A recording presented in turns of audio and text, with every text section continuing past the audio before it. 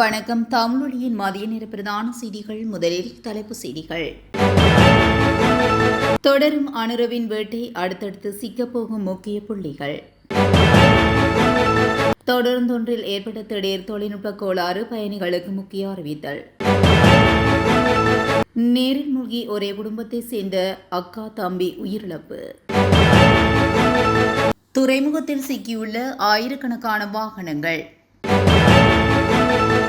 மாகாண சபை தேர்தலை உடனடியாக நடத்த வேண்டும், விடுக்கப்பட்டுள்ள கோரிக்கை. ஐபோன் பயனர்களின் வாட்ஸ்அப் கணக்குகளை முடக்கும் புதிய இணைய வழி. கிளிநொச்சியில் அதிகாலையில் இடம்பெற்ற கோர விபத்து, இளைஞர் உயிரிழப்பு. குறிப்பிட்ட சிறைச்சாலை சம்பவம் தொடர்பில் வெளியான முக்கிய அறிவிப்பு. பொதுமக்களுக்கு வளிமண்டலவியல் திணைக்களம் விடுத்துள்ள எச்சரிக்கை. தொடர்பான விரிவான செய்திகள். அனுர அரசாங்கத்தில் போதைப் பொருளுக்கு எதிராக எடுக்கப்பட்டு வரும் கடுமையான நடவடிக்கை காரணமாக மேலும் பல அரசியல்வாதிகள் மற்றும் உயர்மட்ட அதிகாரிகள் சிக்க உள்ளதாக தகவல்கள் வெளியாகியுள்ளது. சில தினங்களுக்கு முன்னர் மலேசியாவில் இருந்து இலங்கைக்கு அழைத்து வரப்பட்ட ரத்மலானியை சேர்ந்த சைமா உள்ளிட்ட 3 பாதாள உலக சந்தேக நபர்கள் பல உண்மைகளை அம்பலப்படுத்தியுள்ளனர். அவர்கள் வெளிப்படுத்தும் தகவல்களுக்கு அமைய அவர்களுடன் தொடர்பில் இருந்த மேலும் சிலரும் சிக்க உள்ளதாக தெரிவிக்கப்படுகிறது. அவர்களுடன் தொலைபேசி தொடர்புகளை பேணிய 10 நபர்கள் குறித்த தகவல்கள் வெளிவரவுள்ளதாக சிரேஷ்ட போலீஸ் அதிகாரியொருவர் தெரிவித்துள்ளார்.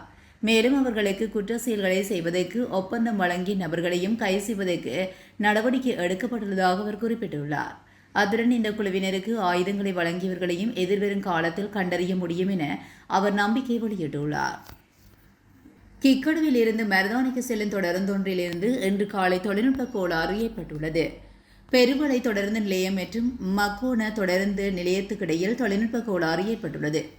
இதன் காரணமாக கிக்கடுவில் இருந்து மருதானிக்கு செல்லும் தொடருந்தில் தாமதம் ஏற்பட்டுள்ளதாக தெரிய வந்துள்ளது. புத்தளம் கற்பட்டியில் படகு கவிழ்ந்து விபத்துக்குள்ளானதில் 2 சிறுவர்கள் உயிரிழந்துள்ளதாக போலீசார் தெரிவித்துள்ளனர். கற்பட்டி போலீஸ் பிரிவுக்குட்பட்ட குரெதன்கேன பிரதேசத்தில் உள்ள ஆற்றில் நேற்று பிற்பகல் படகு கவிழ்ந்துள்ளது. அதில் பயணம் செய்த ஒரே குடும்பத்தை சேர்ந்தவர்கள் விபத்துக்குள்ளானதில் 2 சிறுவர்கள் நீரில் மூழ்கி உயிரிழந்துள்ளனர். நீரில் மூழ்கி உயிரிழந்தவர்கள் 7 வயதுடைய சிறுவனும் 13 வயதுடைய சிறுமியுமே இவ்வாறு உயிரிழந்துள்ளனர். மீன் பிடிப்பதற்காக பயன்படுத்தப்படும் வலைகளை எடுத்து வருவதற்காக சென்று கொண்டிருந்த போதே இந்த விபத்து ஏற்பட்டுள்ளதாக விசாரணைகளில் தெரிய வந்துள்ளது. சம்பவத்தில் காயமடைந்த தந்தை மேலதிக சிகிச்சைக்காக புத்தளம் மருத்துவமனையில் அனுமதிக்கப்பட்டுள்ளார். கற்பட்டி போலீசார் மேலதிக விசாரணைகளை மேற்கொண்டு வருகின்றனர். கடனுறுதி கடிதங்கள் ஊடாக இறக்குமதி செய்யப்படும் இறுதி சுங்க தீர்வை வழங்க மறுக்கப்பட்ட வாகனங்கள் தொடர்பில் முக்கிய தீர்மானம் ஒன்று எடுக்கப்பட்டுள்ளது.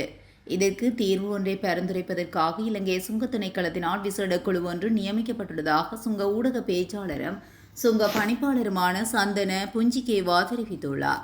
குறிப்பிட்ட வாகன இறக்குமதி தொடர்பில் காணப்படும் சிக்கல்களை கருத்தில் கொண்டு அவற்றுக்கு பொருத்தமான இணக்கப்பாட்டை எட்டுவதற்கு தேவையான பரிந்துரைகளை சமர்ப்பிப்பதே இக்குழுவின் பிரதான பணி என்றும் கூறப்படுகிறது.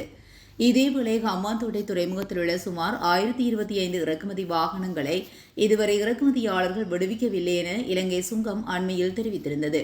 இருப்பினும் நியாயமான காரணங்களால் சம்பந்தப்பட்ட வாகனங்களை விடுவித்துக் கொள்ள முடியாத நிலை ஏற்பட்டுள்ளதாக இறக்குமதியாளர்கள் அறிவித்தால் அவை தொடர்பில் பரிசீலனை செய்யப்படும் என்றும் இலங்கை சுங்கத்தின் ஊடக பேச்சாளர் சந்தன புஞ்சிகேவா இதனை தெரிவித்திருந்தமை குறிப்பிடத்தக்கது.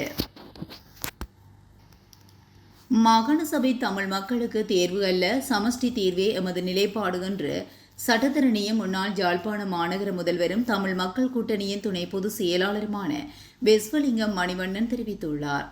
வடமராட்சியில் ஊடகவியலாளர்கள் மாகாண சபை தேர்தல் தொடர்பில் எழுப்பிய கேள்விக்கு பதிலளிக்கும் போதே அவர் இவ்வாறு தெரிவித்துள்ளார். அவர் மேலும் தெரிவிக்கையில், மாகாண சபை தேர்தல் ஒத்திவைக்கப்பட முடியாது, எனினும் உடனடியாக நடத்தப்பட வேண்டும். 2018ஆம் ஆண்டு வடக்கு மாகாண சபை பதவியை இழந்திருந்தது. 2017 கிழக்கு மாகாண சபை பதவியை இழந்திருந்தது. கிட்டத்தட்ட 6 ஆண்டுகளுக்கு மேலாக மாகாண சபை தேர்தல் நடத்தாமல் அரசாங்கம் வேண்டுமென்றே இழுத்தடிப்பு செய்து வருகிறது. அவர்களை பொறுத்தவரையில் இந்த நாடு ஒற்றை ஆட்சிக்குள் இருக்க வேண்டும். இந்த நாட்டிலேயே அதிகாரம் சற்று கூட பகிரக்கூடாது. அதிலும் விசேஷமாக தமிழ் மக்கள் தங்களுடைய எந்த ஒரு பிராந்தியத்தின் மீதும் தங்களுடைய ஆளுமையை அல்லது தங்களுடைய ஆட்சியை செயற்படுத்தக்கூடாது என்பதில் அவர்கள் மிக தெளிவாக இருக்கிறார்கள். அந்த அடிப்படையில் தான் இந்த மாகாண சபை தேர்தல்கள் மாறி மாறி வந்தால் எல்லா அரசாங்கங்களும் இழுத்தடிப்பு செய்யப்படுகிறது. 2018ஆம் ஆண்டிலேயே ஆட்சியில் இருந்தது மைத்ரிபால சிறிசேனா, ரணில் விக்ரமசிங்க தலைமையிலான கூட்டாட்சி. அந்த அரசாங்கம் வேண்டுமென்றே செய்த சதியினாலே இந்த தேர்தல் பொறிமுறையை இல்லாமல் செய்து இன்று இந்த தேர்தல் நடைபெறாமல் இருக்கிறது. ஆகவே என்னை பொறுத்தமட்டில் 13வது திருத்த சட்டத்தில் எதுவுமே இல்லை என்பதை நான் 100% ஏற்றுக்கொள்கிறேன். 13வது திருத்த சட்டம் எங்களுக்கு தேர்வு இல்லை என்பதையும் நான் 100% ஏற்றுக்கொள்கிறேன். தமிழ் மக்களுக்கு சமஷ்டி அடிப்படையிலான ஒரு தேர்வு திட்டம் முன்வைக்கப்பட வேண்டும். மாகாண சபையோடு எங்களுடைய உரிமை போராட்டத்தை முடித்துக் கொள்ளலாம் என்று ஒருபோதும் சொல்லப் போவதில்லை என்று சொல்லவும் இல்லை. ஆனால் அரசியல் அமைப்பில் இருக்கக்கூடிய ஒரு பொறிமுறையை இயக்க வைக்கப்பட வேண்டும்.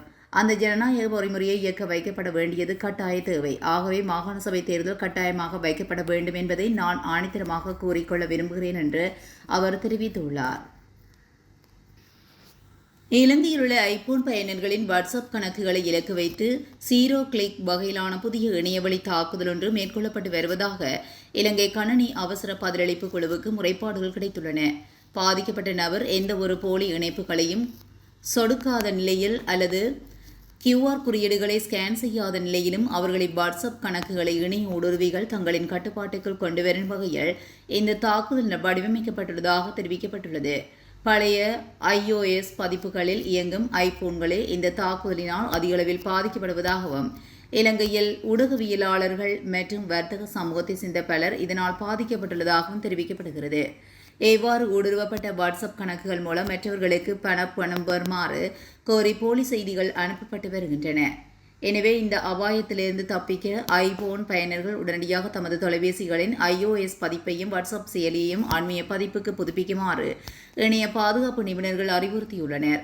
அத்துடன் வாட்ஸ்அப் கணக்குகளில் இருபடி சரிபார்ப்பு மற்றும் செட்லாக் ஆகிய பாதுகாப்பு அம்சங்களை உடனடியாக செயற்படுத்துமாறு தெரிந்த நபர்களிடம் இருந்து பண கோரிக்கைகளை வந்தால் தொலைபேசி அழைப்பு மூலம் அதனை உறுதிப்படுத்துமாறு கேட்டுக் கொள்ளப்பட்டுள்ளனர்.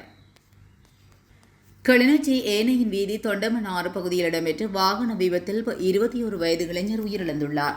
இன்று அதிகாலை கொழும்பிலிருந்து யாழ்ப்பாணம் நோக்கி பொருட்களுடன் பயணித்த 2 பாரவூர்திகள் மோதியே இந்த விபத்து இடம்பெற்றுள்ளது.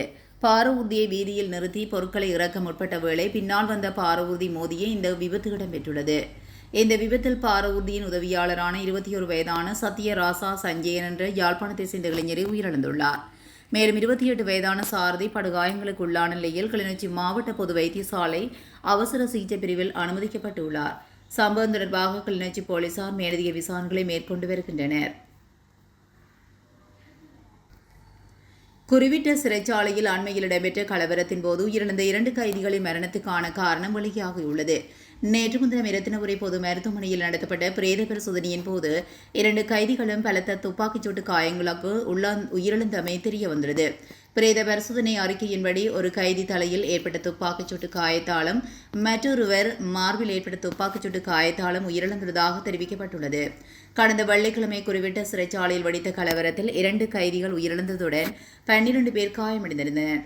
கைதிகளில் 2 குழுக்களுக்கு இடையே ஏற்பட்ட மோதல் நிலை தீவிரமடைந்ததாகவும் இதனை கட்டுப்படுத்துவதற்காக துப்பாக்கிச்சூடு கண்ணீர் புகை குண்டுகளும் நடத்தப்பட்டதாக நீதி அமைச்சர் கர்சன நாணயக்கார கூறியிருந்தார்.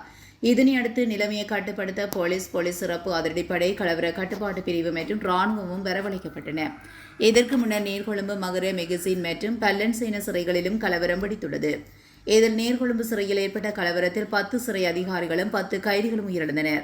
மகர மற்றும் மெகசின் சிறைகளில் வெடித்த கலவரத்தில் 2 கைதிகள் உயிரிழந்திருந்தமையும் குறிப்பிடத்தக்கது.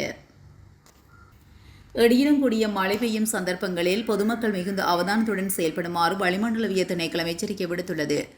நாட்டின் பல பகுதிகளில் இன்றைய தினம் அவ்வப்போது மழை அல்லது இடியுடன் கூடிய மழை பெய்யக்கூடும் என வளிமண்டலவியல் திணைக்களம் தெரிவித்துள்ளது.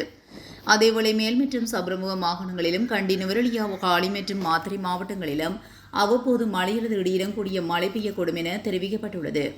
வடவில் மாகாணங்களிலும் அடிக்கடி மழை பெய்யக்கூடும் எனவும் ஊவா மாகாணம் மற்றும் மட்டக்களப்பு அம்பாறை முல்லைத்தீவு மாவட்டங்களில் சில இடங்களில் பிற்பகல் 2 மணிக்கு பின்னர் மழையிலிருந்து இடியுடன் கூடிய மழை பெய்யக்கூடும் எனவும் குறிப்பிடப்பட்டுள்ளது.